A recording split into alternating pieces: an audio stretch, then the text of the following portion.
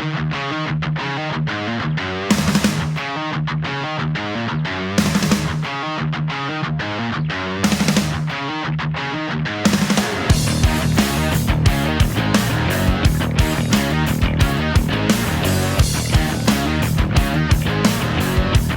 hello and a very big welcome to Third and Long, where we provide you a 360-degree access all areas pass to all things in the NFL with an Aussie twist. And unfortunately, it's week 18 and we haven't got long to go. But that also means it's nearly playoff time. But we'll get to that in a minute.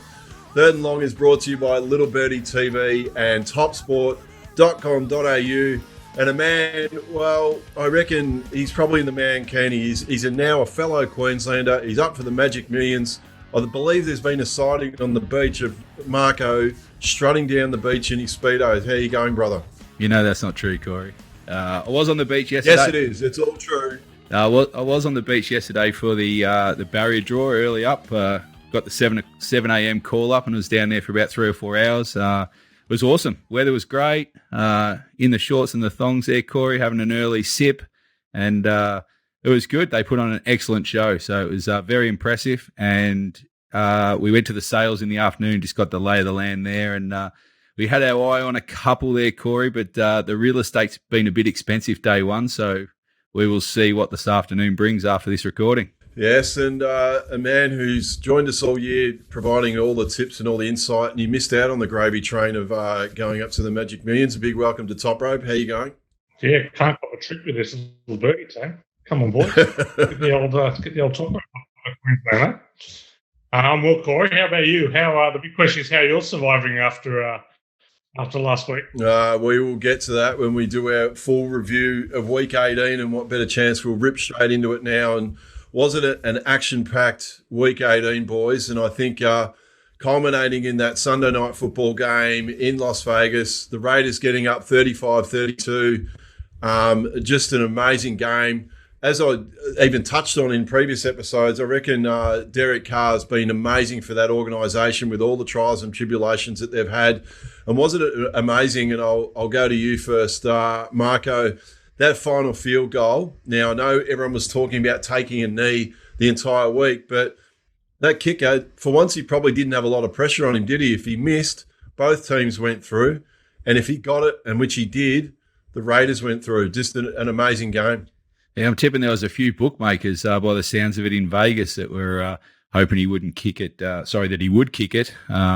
Toprope's probably got greater insight into it, but there was a lot of money on the draw because of the scenarios that could play out. And they had a long sweat and had to cheer home the field goal. So they were happy. And the Raiders, free kick in the end, wasn't it? So they got the win. So they get a bit of momentum going in. And as you said, what an effort in terms of their story this year. And depending on how far they go, I'm not saying that they can go all the way, but it'll be a story for the ages if they make a deep run in this playoff series.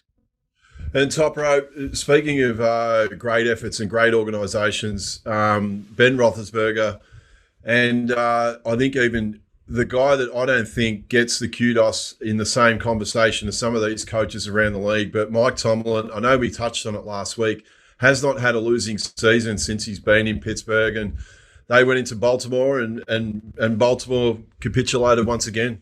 Yes, the old Al Michaels, do you believe in miracles for Pittsburgh? They were very long odds to sneak into the playoffs at the start of the day, but losses, wins by Jacksonville, win by Miami, and it was enough to getting a result in that last game was a tough sweat.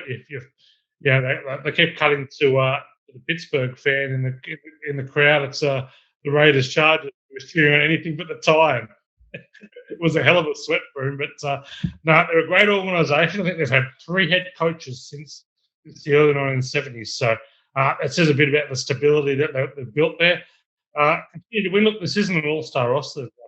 Ben is a long way from his best. But Mike Tomlin's never had a losing season. There's Ben Roethlisberger. So it's been a remarkable effort here. And one last stand this week at Kansas City. So, I think you can make a pretty fair argument. The top 10 quarterback of all time doesn't have maybe the Well, points that you've got to see from a few of these, but probably from that Johnny Unitas toughness standpoint, he definitely kind of that old school quarterback, isn't he? Now, it'd be remiss of me.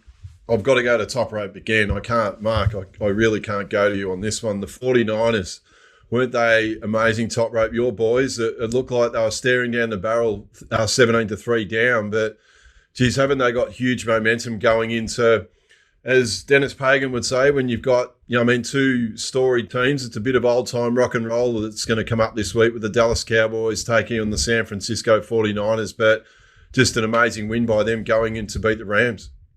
Oh, it was a remarkable win, and few elements to this. Kyle Shanahan just absolutely hasn't had a short game all the raps, but Shanahan has absolutely owned him. First time McVay has blown a McVay team has blown a halftime lead, so very notable there. And now the Niners come in to beat Dallas. It may as well be 1994. We're going to party like it's 1994 because it is going to be old school this Monday. Absolutely love it. I love the resilience shown. Deebo Samuel is the quantification. That's every run is fighting, scrapping. The Niners are far from the most talented side left in competition, but you'd probably struggle to find a side that relentlessly gives as much as they do and kind of believes in themselves as much as they do. So I think the Niners are a massive show this week, and I think they can make a little run here. They certainly can. Got some great momentum going into these playoffs. And like I said, two storied franchises. It'll be something to, really look forward to going into Monday. Now, Marco, some of the upsets, I'll just go over these. Detroit beating Green Bay, which I think the Lions have been really good, the way that they've gone about it and stuck fat with the season. I'm going to come back to some other team in a moment. Miami beat your Pats, which I did touch on that last week when I said about going down to the warmer environment, 26 degrees. I think a few of your Patriots guys might have had the Speedos out like what you've got on the Gold Coast, Marco. And then Seattle beating Arizona. It's probably more concerning for Arizona, but the big one, tell us your thoughts on probably the biggest upset of the week, Indianapolis Colts losing the final two games. And one of the big things that I think as a Colts fan, and I'll be interested to get your thoughts, Carson Wentz, is he the man? Because we've spoken about it all year. It's a bit of a disaster for Indianapolis. I think they've got $28 million that's due next year. And then the sweet kicker was that we have to give Philadelphia Eagles the first pick in the draft. So what are your thoughts on that, Marco? Yeah, well, you're in a bit of pain, as you should be. Losing to a team that's won 2 wins for the year to put your place into the playoffs is unacceptable. I just don't understand when the Colts look so good for the back half of the year with a game plan that was rock solid, and there's no way Jacksonville should have got the chocolates over them. I don't think Wentz has always had the query marks. I think we've touched on that many times this year, but his job in that team was to basically run the ball, give it to the running back, and just not turn the ball over and make mistakes. Make the odd throw here and there, but very disappointing for the Colts. They worked hard to get in the position, just couldn't close the deal late. To lose to Jacksonville, that's going to sting in the offseason, Corey, and they're going to have to seriously think about Wentz going forward and obviously make some changes going into next season. Yeah, it's a nasty way to. That final round of the season can really set up some of your off season. Like when you're someone like Detroit, going with some good momentum, getting some things happening, so your off season has a lot to look forward to. But there's going to be a lot of questions hanging over the Indianapolis Colts, and they're not going to get answered in the off season. I think that's going to go on through next year, and until they can, or more importantly, are they going to go with Carson Wentz? But anyway, I could probably talk about that all day. The other team, boys, that, look, I think have done an amazing job after losing Derrick Henry, who was really on MVP pace. For them to win and give him a few weeks off, I think it's just absolutely massive for them. Gives him another week to get his body right. Didn't have to bring him back. So that one's going to be one to look forward to. Now, Top Rope, I'll throw over to you. Now, I'm just going to rattle off some of these. Who was the most disappointing team in 2021? Now, I'll just rattle off some of these. You had Baltimore finished last in their division. We probably expected about a dozen wins for them. Obviously, Indianapolis, we've touched on that one. Cleveland probably expected 10 wins, got 8. I mean, they were ones, I think, as we'd always touched on the show, they were really disappointing and couldn't win a game of note all the way through the year. The Chargers, the Vikings seem to always lose those close games. Seattle, probably not as much, especially with losing Russell Wilson. But Top Rope, out of all those, who was probably the biggest disappointment in 2021? Yeah, I think there are excuses for Baltimore. Their record probably was the one that stood out to me. But they were kind of ravaged by injuries from the get-go. They lost Taysom Williams pre-season, and it kind of snowballed from there. No, not much Lamar Jackson in. Really disappointing team. No, Seattle I thought were really poor. The two that really stand out to me were Cleveland and the Chargers. Cleveland, I don't think you expected much from Corey. I probably didn't expect too much from the under wins, but I think their win total was set at 10.5. This team that made the playoffs last year was standing to be onwards and upwards. And not only did they have a bad season, they've also got questions over their quarterback. There's a few question marks over their coach, the game plans. In all, they've offloaded Odell Beckham. There's plenty of issues over them. The Chargers, it's hard to understand really what went wrong. Like, they had a guy who was put in coach of the year conversation, heavily favoured halfway through the year. They've got a young quarterback who seems like a generational talent. They've got an outstanding running back in Austin Eckler. They've got offensive weapons. They've got some stars on defence. Bosa, Derwin James. They just could not bring it all together. And what really let them down? Their defence, after a defensive-minded coach come across from the Rams, couldn't get it done. So, I think they were particularly disappointing, the Chargers. And Marco, just some of the market movers of Week 18. What was some of the ones that really took your eye, that really moved the most? Yeah, well, the one that obviously stood out's the one I tipped, as Top Rope mentioned just off air, that come on. I really liked Cincy against Cleveland, and then about an hour after we shot the show, obviously they decided to pull everyone out. So that betting was unbelievable. It actually opened the Browns -3, then switched to Cincy -3, and it closed Browns back favourite at 6.5. So depending on when you bet in that game, because the Browns won by 5 points, if you'd bet really late at the closing line and got either the 6 or the 6.5, you still actually lost in the match. So there would have been some ordinary middles as well for the bookies there. The rest ran pretty true, Corey. There was some good the good betting moves that all seemed to pay off. So just quickly, Washington total moved down 2.5 points. They only scored 29 in that, so that wasn't even close. The money was right there. The Dallas total went off to the overs, 42.5, closed 46, and they scored 77. So maybe the total should have kept going a bit more. And then a couple of line moves. Tampa Bay -8, closed 10.5, so that's a decent move, crossing the 10 there. They won by 24. Pittsburgh, one of Top Rope's tips there, 5.5 down to 3. They won outright by 3 points there. And to round out, Top Rope's 49ers also back from 5.5 down to +3, and they won outright by 3 points. So, of the market movers, the punters had the best of it for Week 18. They did, and boys, unfortunately, I think even Top Rope spoke about this last week, well, Red Zone is probably over for another year, but that only means one thing, everyone. It means the playoffs are here, and we're going to really cover it off. And we'll be back next to cover it all in To The House. Well, welcome back. It's time now for To The House, brought to you by topsport.com.au. Family owned and operated for 35 years. Bet with a bookie you can trust. Bet with topsport.com.au. Marco, take it away To The House in those brilliant Speedos that you are rocking with right now. Got to give up on that, the Speedos there, Corey. Okay, we'll get into it. Firstly, we'll put up the bookie wrap for Week 18, where the favourites just had a slightly positive week there. Again, the outsiders at the line covering just 6 of 16 games there to continue that trend for the year. The totals, I think, had the highest scoring for the overside for the year at 11 out of 16. The home teams, again, at 50%. So you can see on the season there, the favourites have finished up 63%, which is low side for the punters if you'd back the favourites all year. The covers have gone to the plus, and the unders have dominated pretty much through most of the season. The home teams have only just had a slight edge, which is unusual for NFL, but, some of that can be attributed to the COVID, obviously.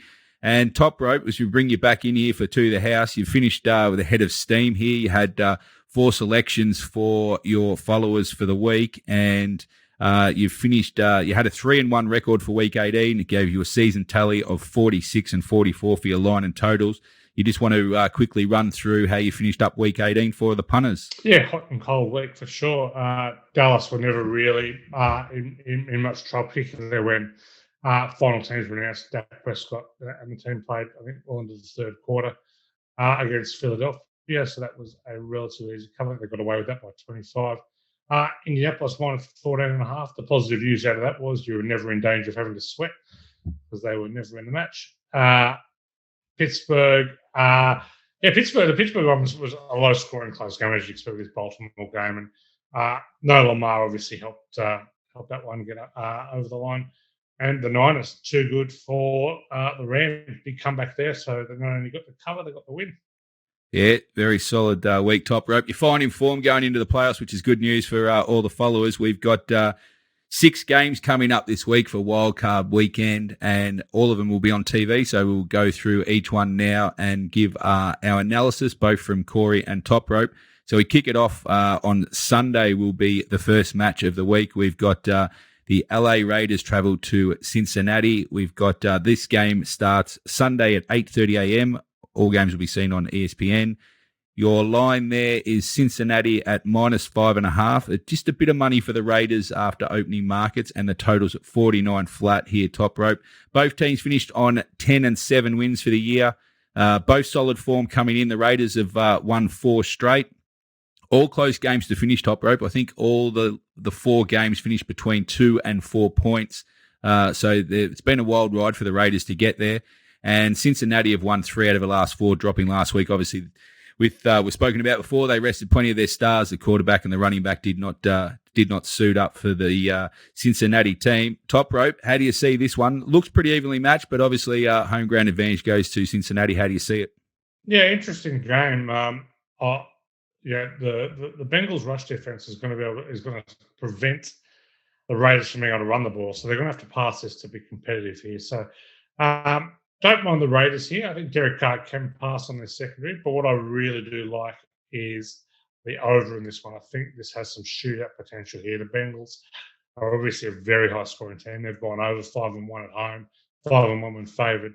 The Bengals, they're 15-6 over as a dog. But, yeah, from a kind of match scripting perspective, I think that the Bengals are going to be going up and down the field. You'd expect that with their weapons at wide receiver. Jamar Chase has obviously had a great season.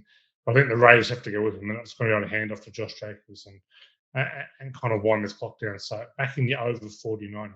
Back in the over there for Top Rope. Okay, Corey, these 2 teams actually met back in week 11. Cincinnati travelled to the Raiders and actually clipped them quite easily, 32-13.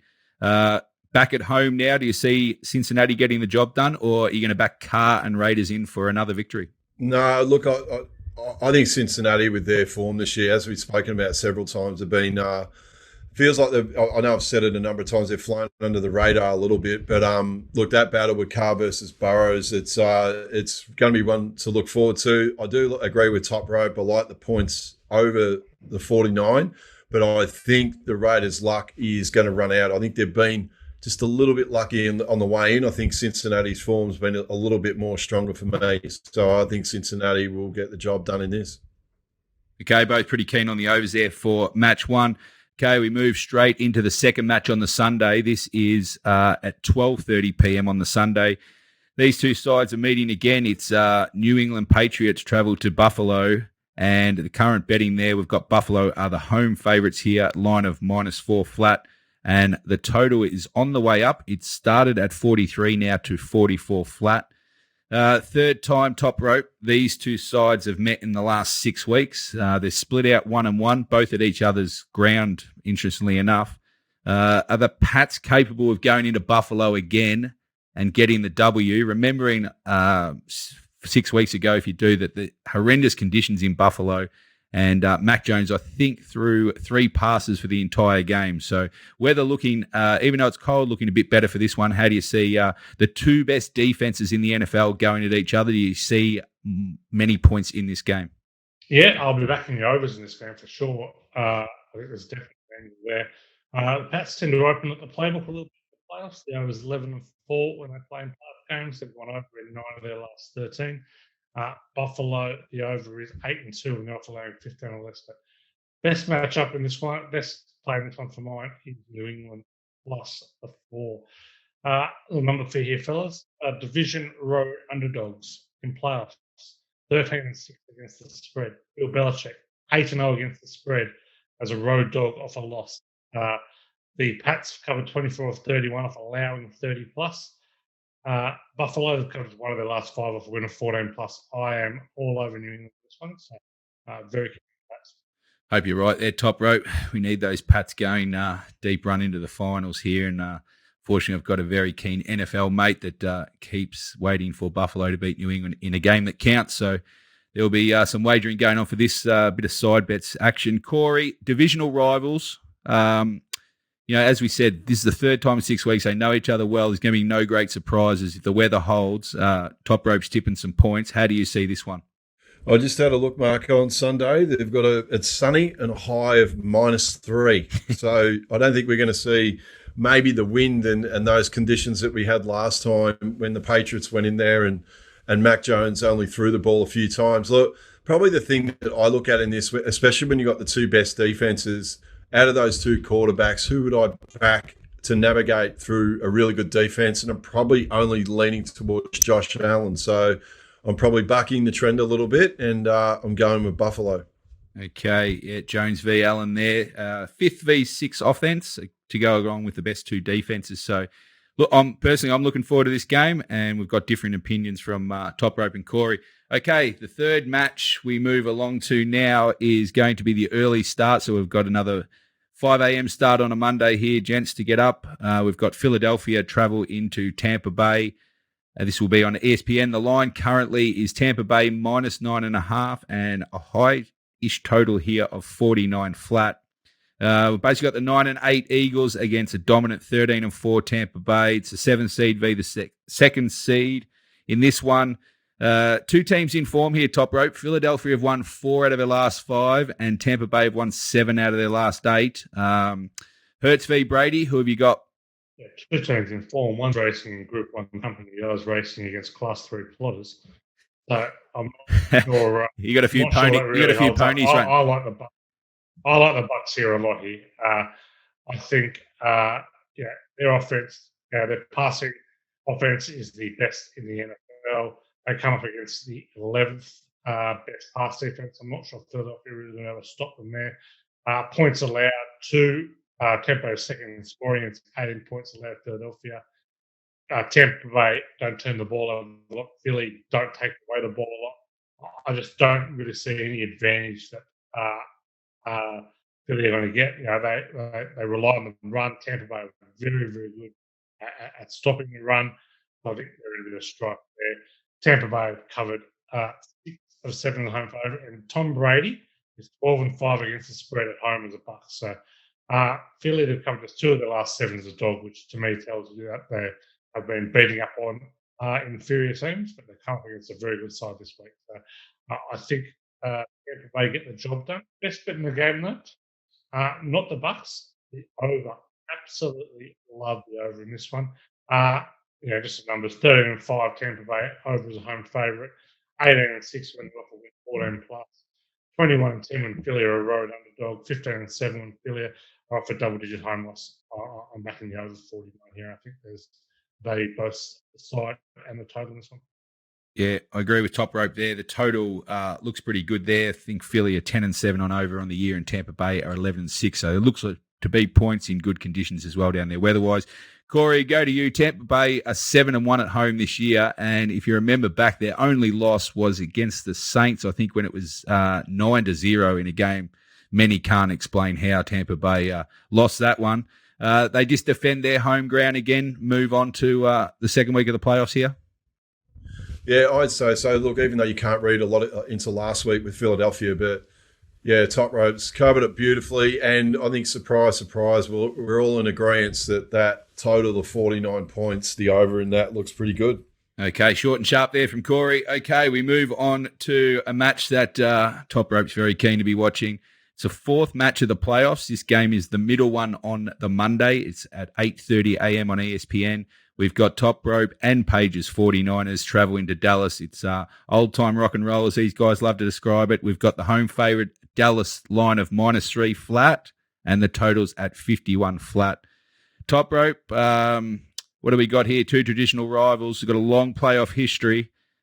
Two teams going really well, aren't they? The 49ers won 7 of their last 9 and Dallas won 5 of their last 6. If you pick it apart here, I know you're going to be a little biased towards the 49ers, but how do you see this game playing out? Yeah, I think Steve Young has a big game. I think they'll be able to shut Emmitt Smith. Hold on.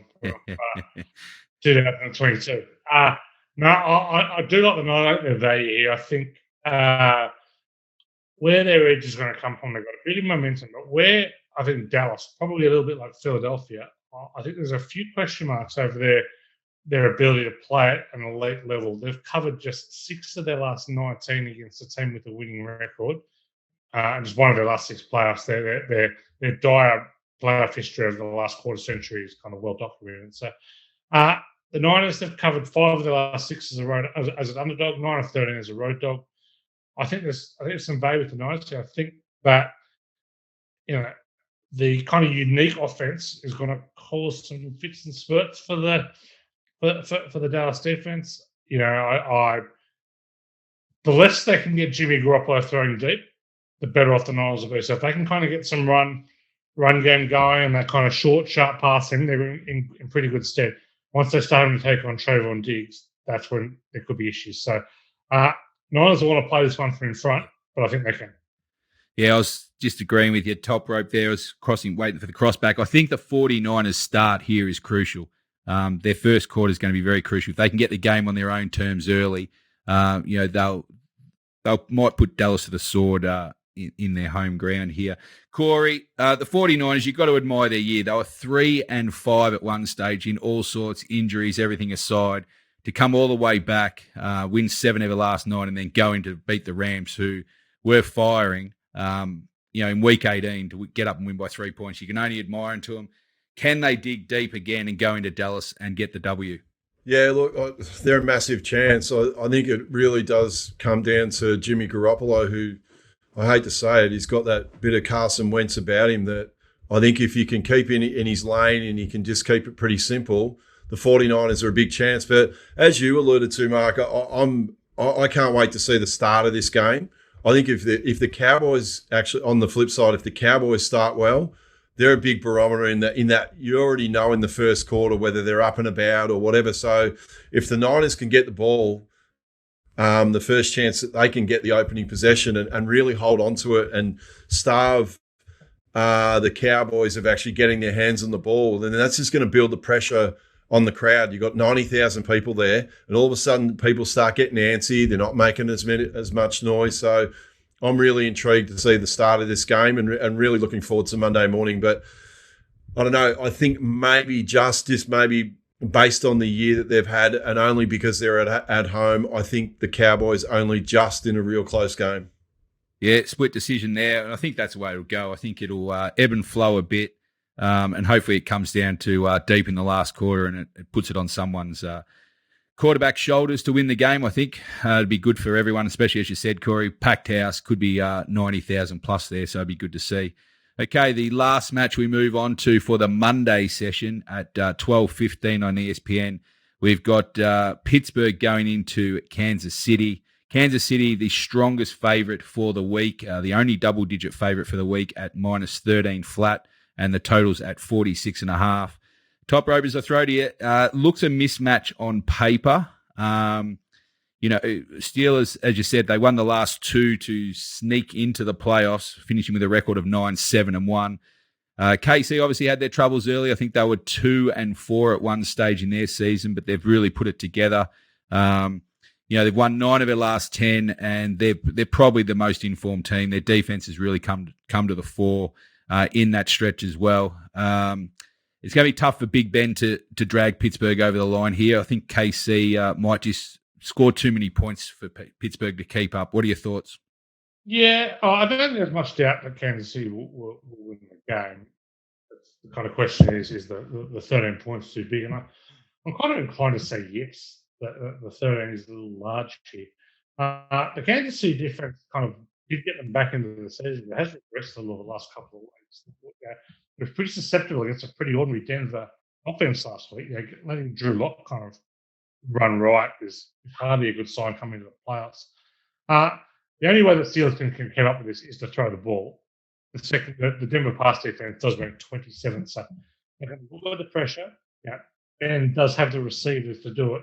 The problem is they've relied on Najee Harris all year, and he's not going to be going anywhere this week. So, look, Pittsburgh 37-14 against the numbers of dog, covered 5 of their last 7 against the winning team. I lean towards Pittsburgh. Not a huge deal of confidence, but I think the plus 13 is too. Yeah, fair enough. From a betting point of view, 13 is a lot to give up. I just don't know where Pittsburgh are going to get enough points to get to whether KC cover the 13. I actually think there might be a few points in this game, 46.5, which we'll see a bit later.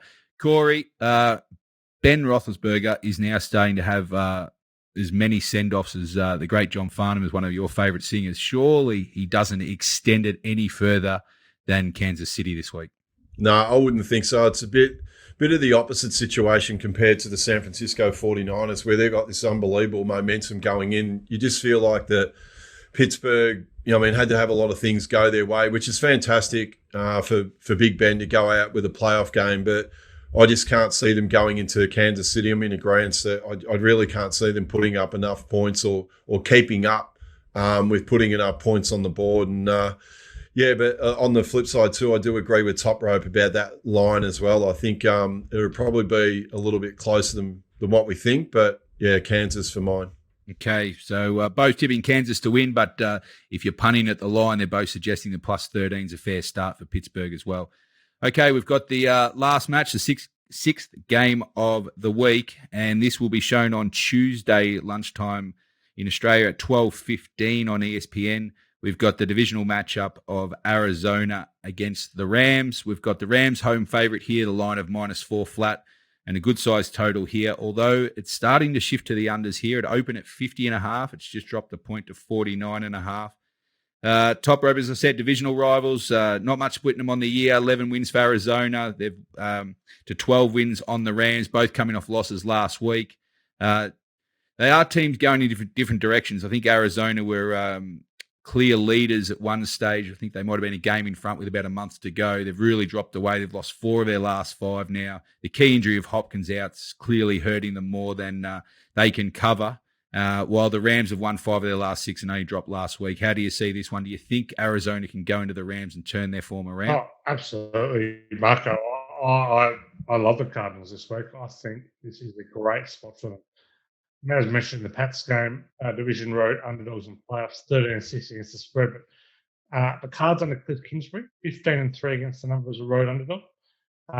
The 20-7 against the spread as a dog. They've covered 13 of 18 on turf. The Rams have covered just 1 of their last 6 against the winning team, just 3 of their last 10 as a favourite. The road team's covered 6-7 in this head-to-head matchup. I am all over the Cardinals. I think they will cover. I think they can win this. Okay, Toprope, thanks for that. Corey, we've got Arizona 8-1 this season as an away record. Is crazy. Can that continue against the Rams this week?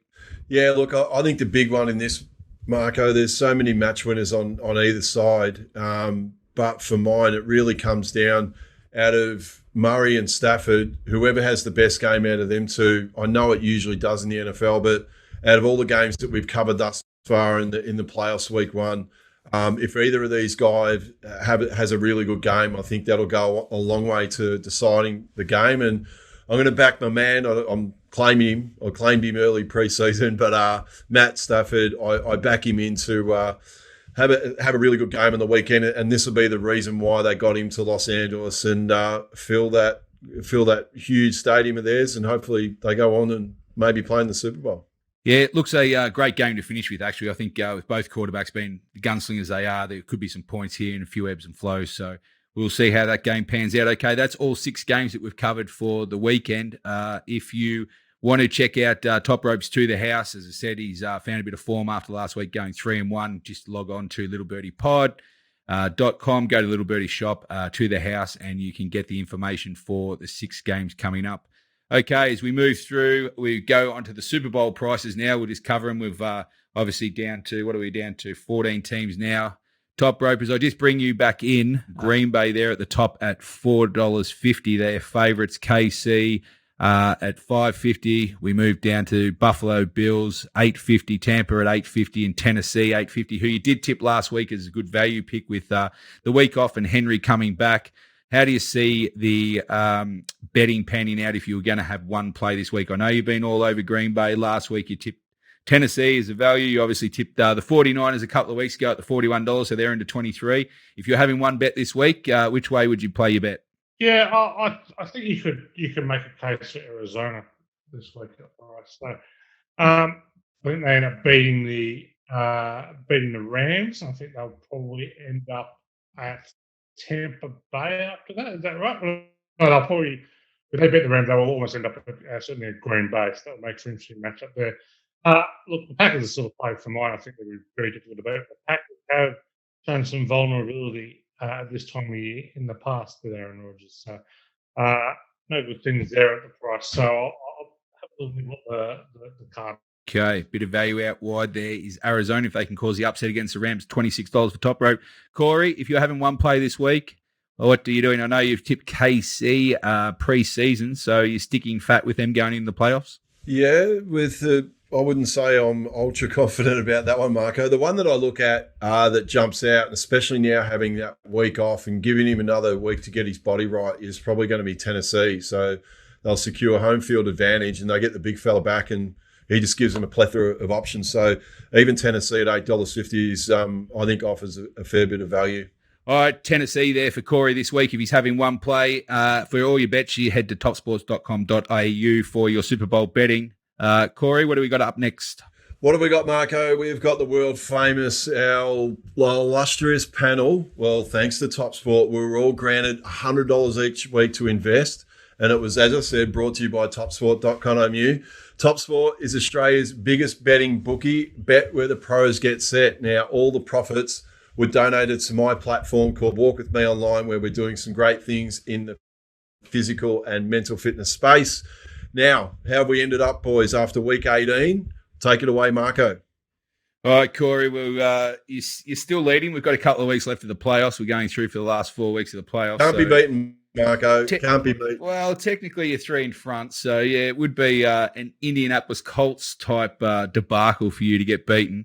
But anyway, we'll put the moz on you and see how you go. Listen, last week wasn't great. The only one that actually tipped the winner, we spoke about the carnage at the top of the show. The only one tipping a winner is, our non-panelist who seems to be traveling around Australia collecting checks by the looks of it. Fair if she promotes anything at the moment. Paige, she tipped Tampa -8, and that was our only victory. So for our tally overall, we're at 3,000. We've clicked over the 3,000 mark, but we're starting to crib on the back end of this season. So we've got to pick it up during the playoffs. It starts this week in the wild card predictions. So I'll throw to Top Rope first. Actually, I'll throw to Corey. He's the leader, so I better get him in first. Corey, what have you got as your best play for wildcard weekend? Yes, there was another game I wanted to have a bet at, but I decided for the spirit of the contest, Marco, I would go with Philly and Tampa Bay over 49 points is how I'm investing my $100 thanks to TopSport. Okay, Top Rope, your best of the week? Arizona. +4. Arizona +4 at the line. Okay, Paige has sent in her tip. She's sticking with her team. She loves betting around the 49ers game. She's gone 49ers and the Cowboys. She's gone under the 51 points there flat. And myself, I'm going the Pittsburgh KC game. I'm going the total over 46.5 there. So they're our tips for this week. And we're looking to finish off strongly for Corey's platform and give a solid donation for the year. Corey, what have we got for the Week 18 for the Super Bowl party competition? It's the last free tickets we're giving away. Who was this week's winner? This week's winner, it was a big congratulations to Daniel Kornberg. So he tipped the Raiders to win by 4 points. Shout out to Jake Foley, who tipped the Raiders by 3, but he won Week 9, so he's already attending Marco. Yep. And just details on our party, Corey, and where you can get the tickets. Yep, caught me a little bit off guard there, Marco, but I'm back. Now, for all our 18 winners, they'll be sent an RSVP invite next week via your Twitter account, so check that out if you've won the weekly prizes.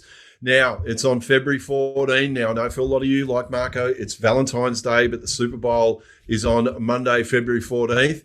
Now, if you want to be a part of it, if you haven't been lucky enough to win the tickets each week, you can purchase your tickets at Little Birdie TV for $250 per person. It's all your food and drink for, what's that? I think, Marco, from 9 till 3 o'clock, all American themed food, big screens, lots of people you can catch up with. So that's how you can join us if you haven't won a weekly prize. All right, thanks, Corey. Yeah, if you haven't been lucky enough to win a ticket to the competitions throughout the year, we appreciate your support. Please get along for $250. It'll be a brilliant Monday afternoon to celebrate the Super Bowl. So, Corey, that's it for this show. Do you want to wrap us up so I can get back to the Gold Coast million sales and try and find our followers a pony to invest in? I wouldn't think so, Mark. I reckon you've got the Speedos and you'll be down on that beach this afternoon. But that's a wrap for another week. A big thanks to our third and long crew. Borko, make sure you look after Marco up there. I'm a bit worried about the bright lights and the gold on the Gold Coast. But look, you can follow us on YouTube, find us in the Apple Store, Spotify, SoundCloud, or wherever you listen to your podcasts. Also follow us at Little Birdie TV, at Third and Long TV on Twitter and Instagram. And remember, for all your action can be found at topsport.com.au. And remember, invest wisely, punters. And more importantly, enjoy the playoffs.